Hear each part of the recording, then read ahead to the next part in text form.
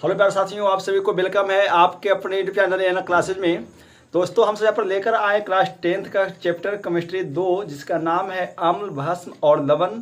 हम सब अभी तक फर्स्ट चैप्टर देख चुके हैं, रासायनिक समीकरण और अभिक्रिया के बारे में। उसके बाद हम पढ़ाए आपको वास्तविक संख्या 1.1 से लेकर के 1.4 तक, ठीक है। तो दोस्तों अब इसके आगे फिर से हम सब स्टार्ट किए हैं केमिस्ट्री, जिसमें पूरे तमाम वीडियो चैप्टर को देखने वाले हैं। अम्ल, भस्म और लवण, इसमें हम 3 चीज़ों को पढ़ेंगे। और दोस्तों ये आपको हम मंजिल बैच दे रहे हैं 2026 के बच्चों के लिए। जो भी मेरे सभी प्यारे साथी चैनल पर नहीं जुड़े हैं वो जुड़ जाइए और जल्दी से फटाफट आप सब दोस्तों सब्सक्राइब कर दीजिए, ठीक है। तो ये हम सब यहाँ पर आपको चैप्टर वाइज हर एक कंटेंट आपको पूरा करवा रहे हैं, ताकि आप इस प्रकार से अच्छे से नंबर दोस्तों ले पाएंगे, ठीक है। आज के टॉपिक ये चैप्टर फर्स्ट होगा, है ना, पार्ट 1 है इस चैप्टर का। हम सब आपको 20 से 25 मिनट का वीडियो देंगे। हम सब उसमें दोस्तों ये अम्ल, भस्म और लवण को हम सब 3 से 4 पार्ट में क्या करेंगे, इसको खत्म कर देंगे, ठीक है। पहली बात क्या है। दूसरी बात दोस्तों, जब हम सब अम्ल, भस्म और लवण चैप्टर को पढ़ने वाले हैं, तो इसमें हम सब अम्ल और भस्म को दोनों को बारी बारी के से साथ पढ़ेंगे, ठीक है। और फिर अंत में लवण पढ़ करके हम इस चैप्टर को पूरे समाप्त कर देंगे। बात समझ में दोस्तों आ रहा है। तो आप सब सभी मेरे प्यारे साथियों खोलिए किताब, आपको भारतीय वन लेकर बैठना है और कॉपी लेकर बैठना है, ठीक है। अभी तक आप कोचिंग क्लास में पढ़े होंगे, तो दोस्तों वैसा ही आपको यहाँ पर पढ़ाएंगे और फिर अपने कॉपी से मिला लीजिएगा कि क्या डिफरेंट है या क्या आपके कोचिंग वाले आपको क्या नहीं पढ़ा पाए हैं, ठीक है। क्योंकि बहुत सारे कोचिंग वाले क्या होते हैं पता है, सिलेबस को ना वो छोड़ा करते चले जाते हैं। कुछ बातें जो परीक्षा की दृष्टि से होता है वही आपको पढ़ाते हैं, बाकी और कुछ नहीं पढ़ा पाते हैं दोस्तों, ठीक है। लेकिन हम यहाँ पर आपको हर एक कॉन्सेप्ट क्लियर करने वाले हैं। आपको पूरे अंत तक एक बारीकी से चैप्टर में जो पढ़ना है हम सबको, वो हर एक चीज़ को आपको पढ़ाने वाले हैं, ठीक है। तो फटाफट आपसे जुड़िए, और जहाँ पर नए हैं तो आपसे यहाँ पर जुड़ना है और सब्सक्राइब दोस्तों कर लेना है, ठीक है, ताकि इसी प्रकार से वीडियो आपके पास नोटिफिकेशन रूप में यहाँ पर आते रहेगा।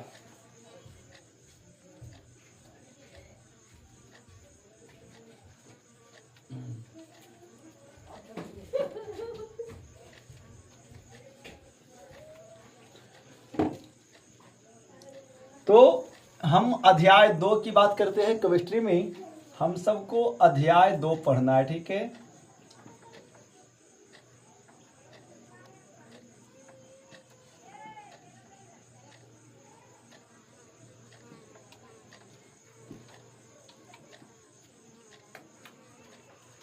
अम्ल, भस्म तथा लवण, है ना। ये हम सब यहाँ पर 2 चीजें 3 चीजें जो पढ़ने के लिए जो दिया गया है, हम सब इसको पढ़ने वाले हैं। तो सबसे पहले हम सब मेरे प्यारे साथियों यहाँ पे अम्ल की बात करेंगे। किसका बात करेंगे हम सब? सबसे पहले यहाँ पे अम्ल की बात करें। अम्ल को अंग्रेजी में कहते हैं एसिड। क्या कहते हैं जी? एसिड, ठीक है। तो अम्ल क्या होता है? आप नाम सुने होंगे कि अम्ल है। तो अम्ल दोस्तों किसे कहते हैं, ठीक है। तो अम्ल जो है वैसा पदार्थ जो जिसका स्वाद में, है ना, जो स्वाद में खट्टा होता है उसे अम्ल कहते हैं। तो हम सब पहले इसके गुण के बारे में पढ़ेंगे। तो अम्ल क्या है? तो अम्ल, है ना, इसका जो है सबसे पहला पॉइंट हम सब क्या पढ़ेंगे अम्ल के बारे में, कि इसका स्वाद कैसा होता है। तो इसका स्वाद खट्टा होता है। किसका जी? अम्ल का। हम सबसे पहले जो अम्ल के बारे में शुरू किए, क्या कि अम्ल कैसा होता है? तो अम्ल स्वाद में खट्टा होता है, पहली बात। दूसरी बात दोस्तों क्या है कि अम्ल जो है ना, जो अम्ल को हम सब अंग्रेजी में एसिड शब्द कहते हैं, ठीक है ना। तो एसिड जो है, पता है, एसिड एक लैटिन शब्द है। एसिड क्या है?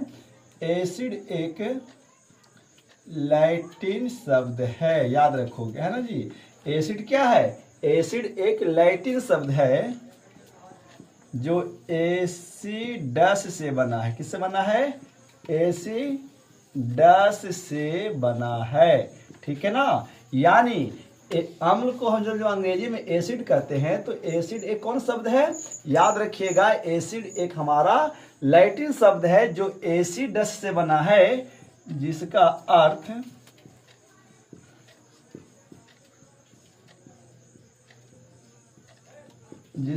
अर्थ खट्टा होता है। क्या होता है जी? जिसका अर्थ क्या होता है? तो जिसका अर्थ खट्टा होता है, याद रखिएगा। यानी एसिड एक लैटिन शब्द है जो एसिडस से बना है, जिसका अर्थ खट्टा है ना, खट्टा होता है। किसका? एसिडस का। इसीलिए एसिड भी कैसा होता है? तो एसिड भी हमारा जो है वो खट्टा होता है। बात समझ में आया कि एसिडस जो शब्द है वो एसिड से बना है, पहली बात है ना। तो एसिडस का अर्थ होता है खट्टा। यही कारण है कि अम्ल का स्वाद भी कैसा होता है? तो अम्ल का स्वाद भी बिल्कुल खट्टा होता है। सब यहाँ तक समझ में आया मेरे प्यारे साथियों सभी को, आप सबको, कि अम्ल का मतलब क्या होता है? तो एक बार फिर से हम रिपीटेशन करेंगे कि अम्ल क्या है। तो अम्ल का स्वाद की बात करेंगे सबसे पहले। तो अम्ल का स्वाद खट्टा होता है ना। अम्ल को हम सब अंग्रेजी में कहते हैं एसिड। तो एसिड जो है एक लैटिन शब्द है जो एसिडस से बना है, जिसका अर्थ होता है खट्टा। इसीलिए अम्ल का स्वाद भी कैसा होना चाहिए? खट्टा होना चाहिए, क्योंकि हम सब अम्ल को क्या कहते हैं? तो हम सब अम्ल को एसिड कहते हैं। बात समझ में यहाँ तक आ रहा है। अब कोई भी अम्ल, जब हम अम्ल की और गुण की बात करेंगे तो याद रखिएगा कि जब अम्ल धातु से अभिक्रिया करता है ना, इसे धातु से अभिक्रिया करता है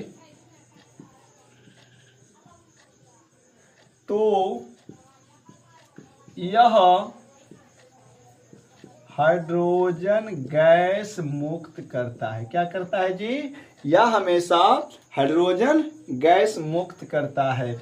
ये बातें आपको सबसे पहले याद रखना है, ठीक है, कि जब कोई भी अम्ल किसी भी प्रकार के धातु का किसी प्रकार के धातु से जब वो अभिक्रिया करेगा तो हमेशा अभिक्रिया करने के बाद जो भी उत्पाद बनाएगा उसके साथ साथ वो क्या करेगा? हमेशा हाइड्रोजन गैस ही मुक्त करेगा। तो एक नंबर में सवाल यहाँ से बन सकता है कि जब अम्ल धातु से अभिक्रिया करता है तो कौन सा गैस मुक्त करता है? तो हाइड्रोजन गैस मुक्त करता है। तो ये था बेसिक किसके बारे में? अम्ल के बारे में। हम सब यहाँ पे अम्ल का बारी बारी से क्या कर रहे हैं कि अम्ल और भस्म के गुणों को पढ़ रहे हैं, ठीक है, कि अम्ल कैसा होता है और भस्म कैसा होता है। तो ये पूरी बातें किसके बारे में था? तो ये पूरी बातें हमारा अम्ल के बारे में था।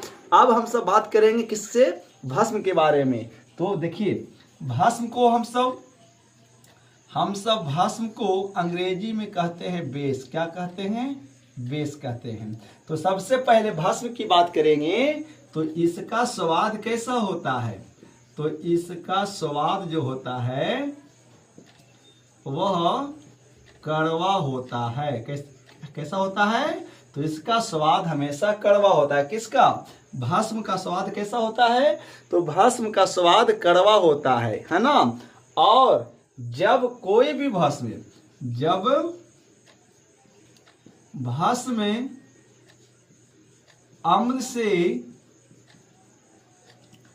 अम्ल से अभिक्रिया करता है तो लवण का निर्माण करता है। क्या करता है जी? लवण का निर्माण करता है। यानी हम ये कह सकते हैं कि जब कोई भी भस्म अम्ल से अभिक्रिया करता है तो यह अम्ल को उदासीन कर देता है। हम ये भी कह सकते हैं ना कि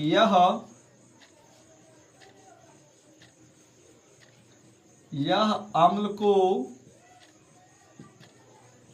उदासीन कर देता है ना। क्योंकि जब कोई भी भस्म अम्ल से अभिक्रिया करता है तो लवण का निर्माण करता है। यानी वो लवण का निर्माण करता कैसे है? तो यानी इसका मतलब यही है कि जब कोई भी भस्म अम्ल से अभिक्रिया करता है तो वो क्या करता है? उसको उदासीन करता है, और उदासीन करके उससे वो लवण का निर्माण करता है। तो ये है हमारा क्या? भस्म, है ना। यानी हमें जब कोई अम्ल और भस्म का पहचान करने के लिए बोला जाए, हमें 2 बिलियन दे दे और 2 बिलियन में हमें ये पहचान करने के लिए बोला जाए कि इसमें कौन सा अम्ल है और कौन सा भस्म है, तो हम सब सबसे पहले उसके स्वाद के आधार पर बताएंगे। यदि जिस बिलियन का स्वाद खट्टा होगा हम उसको अम्ल कह देंगे, है ना।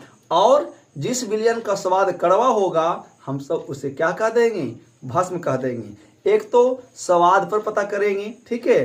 तो जब हम स्वाद पर पता करेंगे तो एक बात हमें याद रखना है कि हम सभी प्रकार के अम्ल को या सभी प्रकार के भस्म को या सभी प्रकार के विलयन को हम सब स्वाद के आधार पर चख करके ये पता नहीं कर सकते हैं कि वो विलयन अम्ल है कि वो भस्म है। क्योंकि इस चक्कर में हम ऐसे चेक करें कि कौन सा अम्ल है कौन सा भस्म है, हम उसके स्वाद के आधार पर बताएंगे।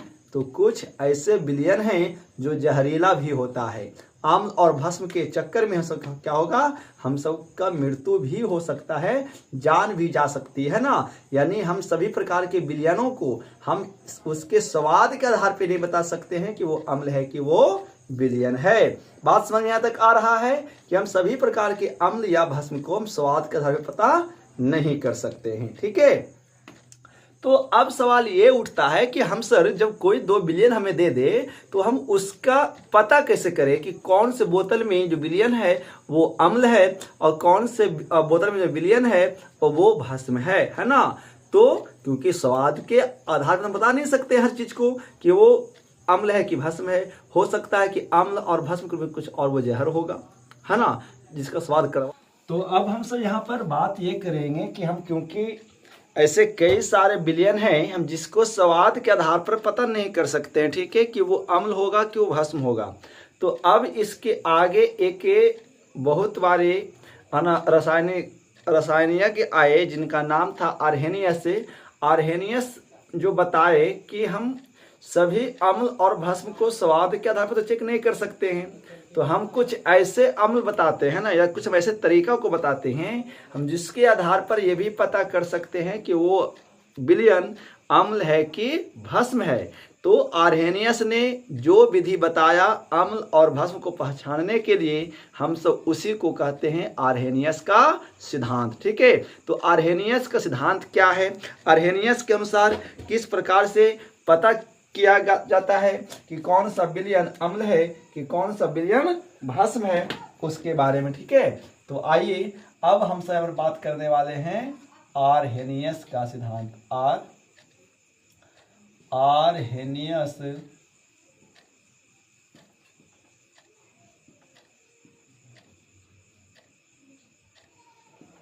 आर्हेनियस का सिद्धांत। ठीक है, तो आर्हेनियस के सिद्धांत के अनुसार हम बात करते हैं कि आर्हेनियस ने अम्ल और पहचानने का एक तरीका को बताया, हम सब जिसे क्या कहते हैं, हम सब जिसे कहते हैं आर्हेनियस का सिद्धांत। तो सबसे पहले हम बात करेंगे कि आर्हेनियस के अनुसार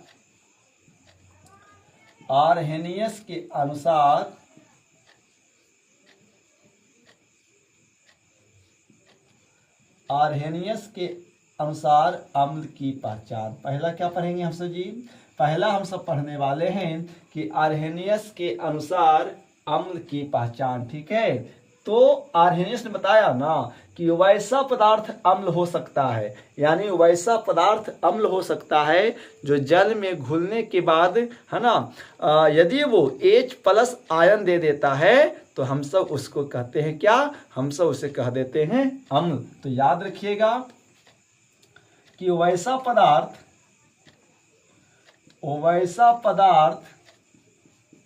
जो जल में घुलकर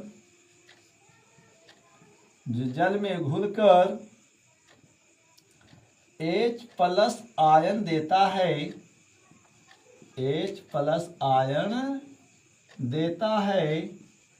उसे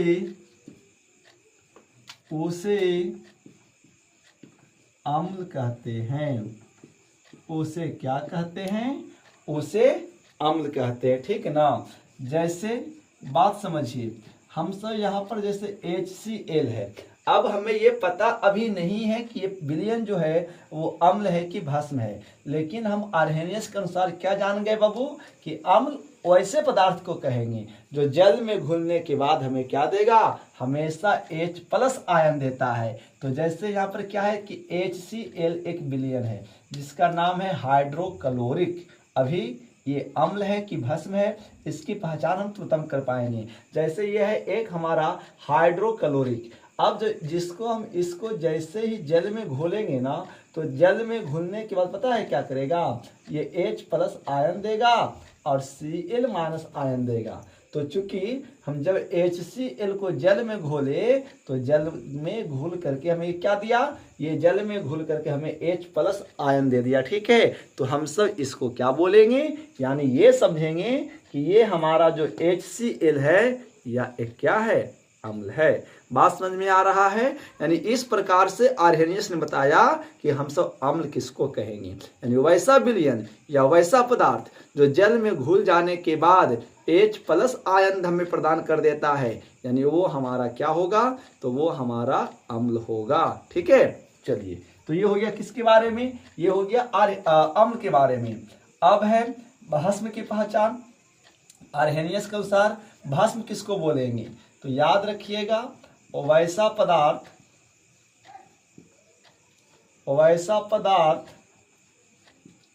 जो जल में घुलकर, वैसा पदार्थ जो जल में घुलकर OH- आयन देता है, OH- आयन देता है।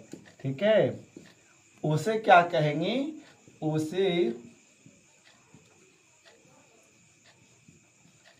उसे भस्म कहते हैं ना। और वैसा पदार्थ जो जल में घुल जाने के बाद यदि हमें वो OH- आयन देता है तो हम सब उसे क्या कहते हैं, तो हम सब उसे भस्म कहते हैं। जैसे बात समझिए, जैसे हम सब यहाँ पर सोडियम हाइड्रोक्साइड को क्या कहते हैं, कि सोडियम हाइड्रोक्साइड को जल में घोलते हैं। ठीक ना, जैसे ही हम सब सोडियम हाइड्रोक्साइड को जल में घोले और जल में घुलने के बाद यदि ये हमें Na+ देता है और क्या देता है, ये हमें OH- आयन देता है, तो इसका मतलब क्या है, इसका मतलब है कि जो NaOH जो जल में घुल रहा ये विलयन है, ये विलियम कैसा होना चाहिए, ये विलियम हमारा भस्म होना चाहिए। तो ये था आर्हेनियस के अनुसार अम्ल और भस्म की पहचान, कि हम सब किसको अम्ल कहेंगे या किसको हम सब यहाँ पे भस्म कहेंगे। ठीक है, यानी इससे पहले जब हमें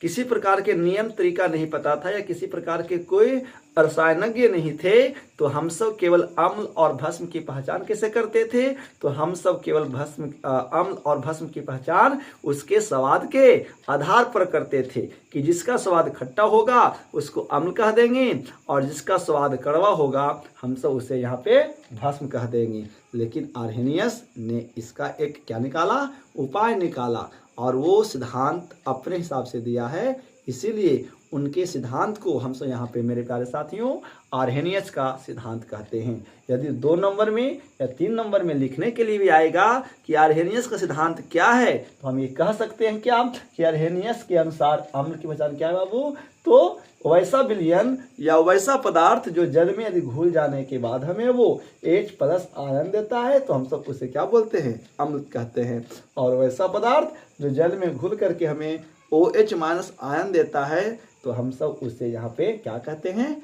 भस्म कहते हैं। ठीक है, यहाँ तक बात समझ में आया है। तो ये था आर्हेनियस का सिद्धांत अम्ल और भस्म की पहचान, कि किस प्रकार से हम सब यहाँ पे अम्ल और भस्म की पहचान करते हैं। ठीक है,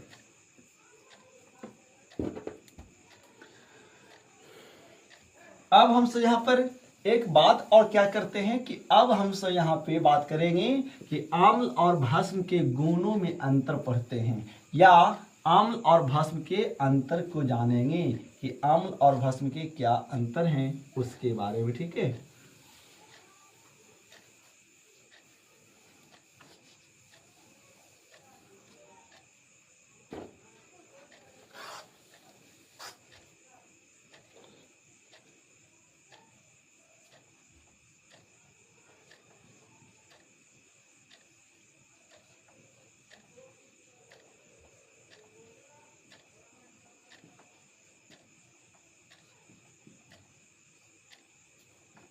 अब हम सब पढ़ेंगे क्या, आम्ल और भस्म में अंतर, है ना जी, कि आम्ल और भस्म में क्या अंतर है। तो हम सब यहाँ पे अम्ल और भस्म के अंतर को ना एक है ना, हमसे क्या करेंगे यहाँ पे दोनों तरफ की तुलना करके इस प्रकार से पढ़ेंगे, ताकि हमें यहाँ पे समझ में भी आएगा कि अम्ल और भस्म के में क्या अंतर है। तो एक तरफ अम्ल लिखेंगे और एक तरफ हम यहाँ पर भस्म को लिखेंगे, ठीक ना, कि अम्ल और भस्म में क्या अंतर है। तो सबसे पहली बात, यदि हम अम्ल और भस्म में अम्ल के तरफ देखेंगे तो आपको पता ही है, अभी पता हो गया है कि अम्ल का स्वाद यानी इसका जो स्वाद है, इसका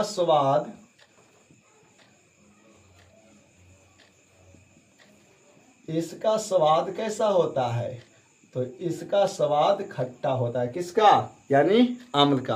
अम्ल का स्वाद कैसा होता है? तो अम्ल का जो स्वाद है वो बिल्कुल खट्टा होता है। और उस वही बात हम भस्म की बात करेंगे इधर, तो भस्म का स्वाद कैसा होता है जी? तो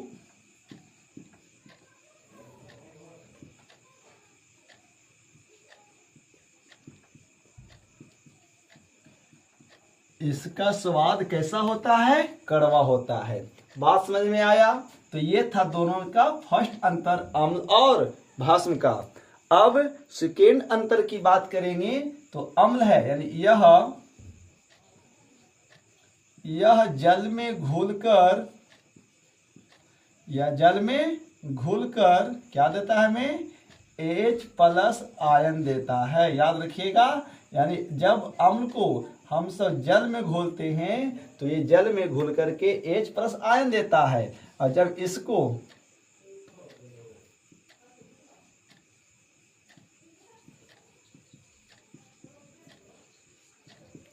यह जल में घुलकर OH-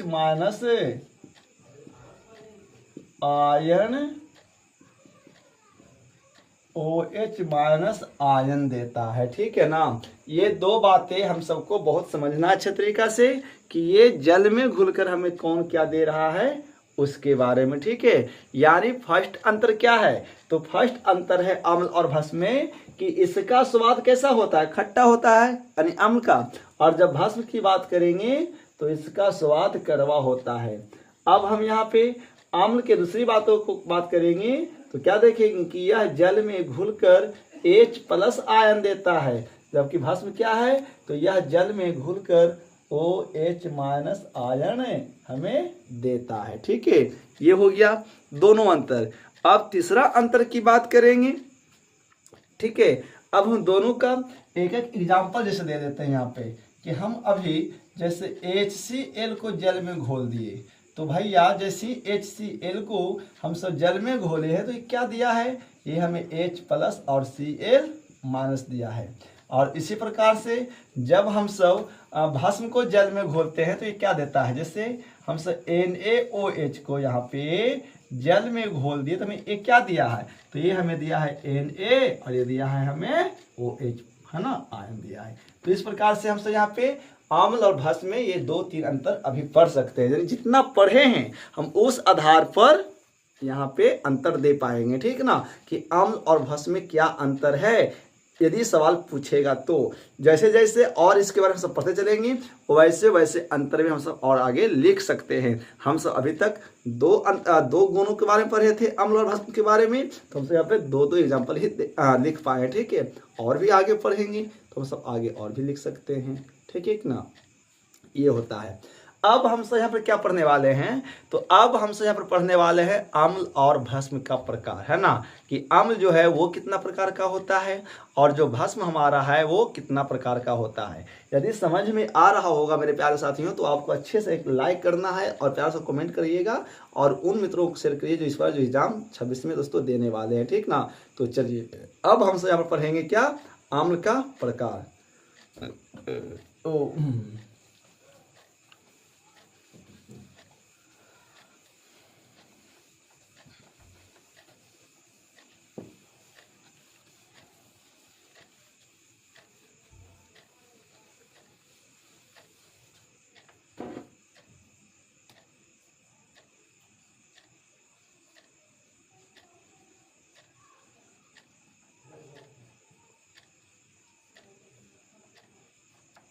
अब हम सब यहाँ पर बात करेंगे क्या जी? अब हम सब बात करेंगे अम्ल का प्रकार कि अम्ल कितना प्रकार का होता है। तो याद रखिएगा कि अम्ल जो हमारा है यानी गुण के आधार पर बात करेंगे तो अम्ल हमारा 2 प्रकार का होता है। कितना प्रकार का होता है? अम्ल हमारा 2 प्रकार का होता है। कितना? अम्ल हमारा 2 प्रकार का होता है। एक बात आपको याद रखना है, यानी अम्ल जो हमारा है, अम्ल के प्रकार में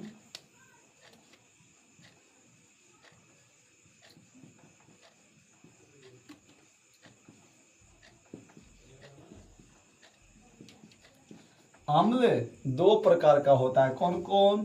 एक होता है दुर्बल अम्ल, एक होता है दुर्बल अम्ल और एक होता है प्रबल अम्ल, है ना। यानी एक होता है दुर्बल अम्ल, एक होता है प्रबल अम्ल। ठीक है।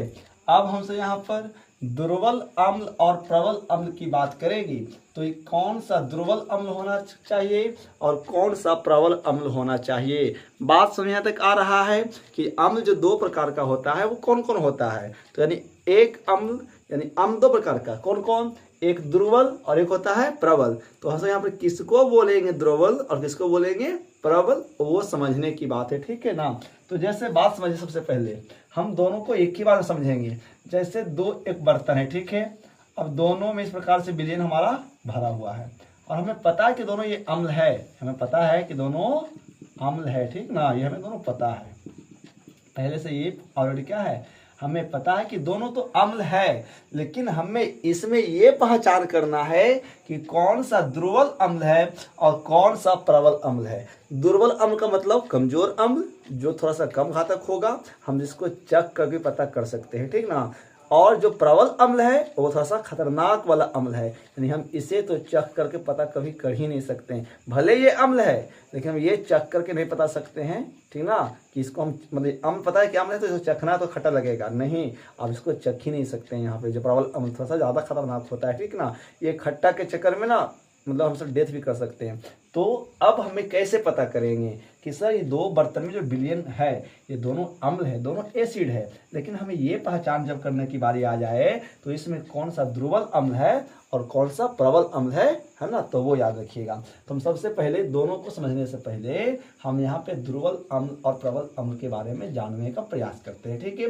दुर्बल अम्ल किसे कहते हैं? ठीक है ना। तो वैसा अम्ल जो जल में आंशिक रूप से घुलता है, यानी हम जब अम्ल को जल में घोलेंगे ना तो कुछ घुलेगा कुछ रह जाएगा। ठीक है ना, मतलब पूर्ण रूप से नहीं घुल पाएगा, यानी पता चल जाएगा कि वो इसमें कुछ, इस पानी में तो कुछ लगता है घुला हुआ है। तो हम सब वैसे अम्ल को क्या बोलेंगे? दुर्बल अम्ल। यानी याद रखिएगा, वैसा अम्ल जो जल में आंशिक रूप से घुलता है वैसे अम्ल को हम सब यहाँ पे क्या कहते हैं? दुर्बल अम्ल कहते हैं। ठीक ना। जैसे बहुत सारे ऐसे अम्ल हैं, हम इसके एग्जाम्पल की बात करेंगे तो इसका बहुत सारे एग्जाम्पल भी हो जाएगा। किसका? दुर्बल अम्ल का। जैसे हो जाएगा यहाँ पे, जैसे आप देख सकते हैं, क्या हो सकता है, क्या H2CO3, H2CO3 है ना। हम सब H2CO3 को क्या बोलते हैं? कार्बोनिक अम्ल बोलते हैं।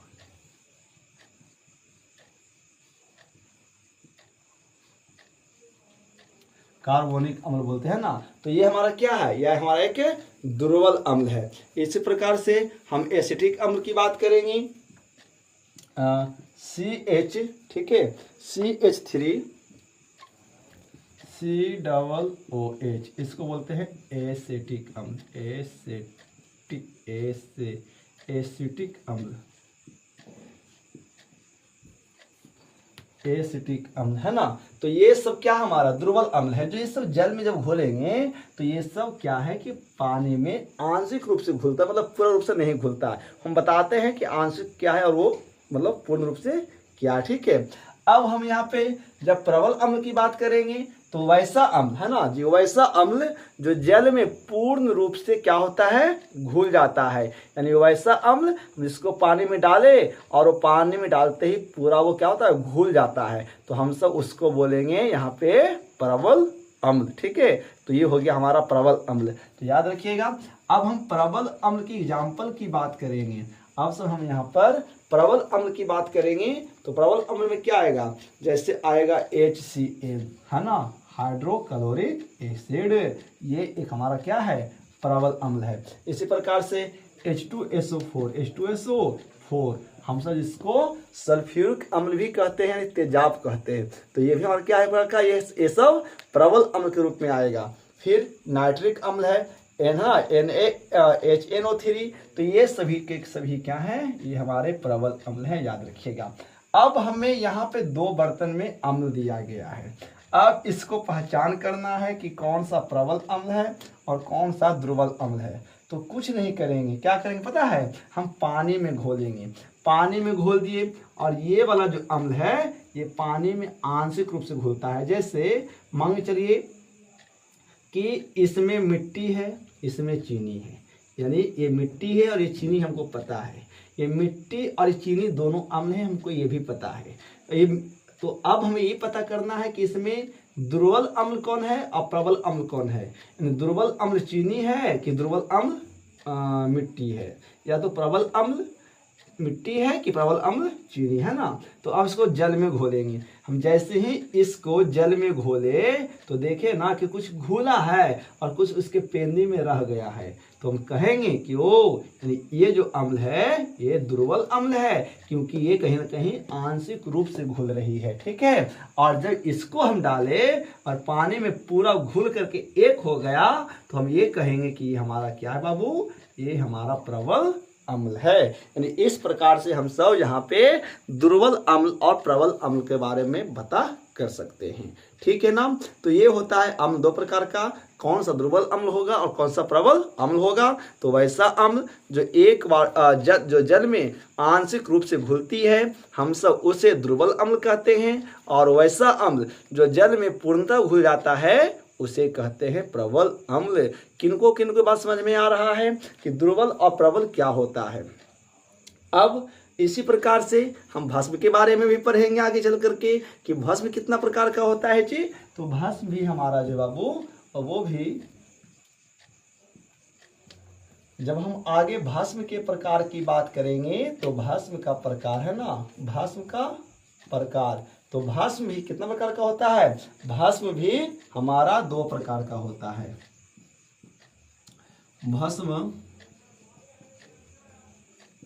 दो प्रकार का होता है, एक में दुर्बल भस्म,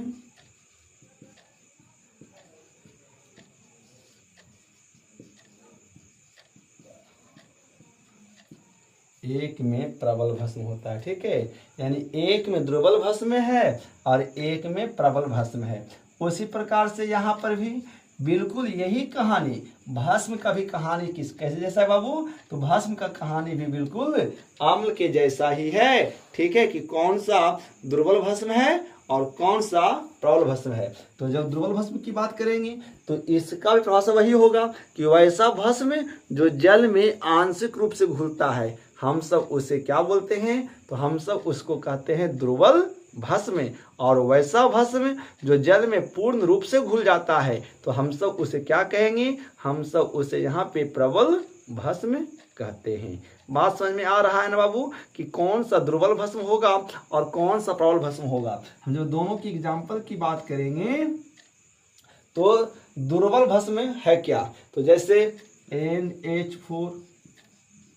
NH4OH है ना, NH4OH, क्या नाम इसका नाम हो जाएगा अमोनियम हाइड्रोक्साइड। तो अमोनियम हाइड्रोक्साइड जो है वो एक हमारा क्या है, दुर्बल भस्म है, ठीक है ना। अमोनियम हाइड्रोक्साइड क्या है, एक दुर्बल भस्म है।